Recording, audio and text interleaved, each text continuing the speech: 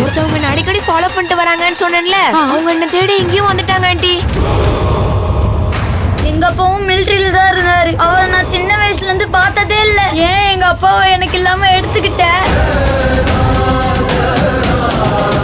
நாட்டுக்காக புருஷன் உயிரை அர்ப்பணிச்சுட்டு வீட்டு கடமைகளுக்காக உங்களை நீங்க அர்ப்பணிச்சுக்கிற உங்களை மாதிரி ஒருத்தரை கௌரவிக்கிறது தான் அந்த சுதந்திரத்துக்கே பெருமை. வினோதினி இன்று பகல் 1 மணிக்கு உங்கள் சன் டிவியில்.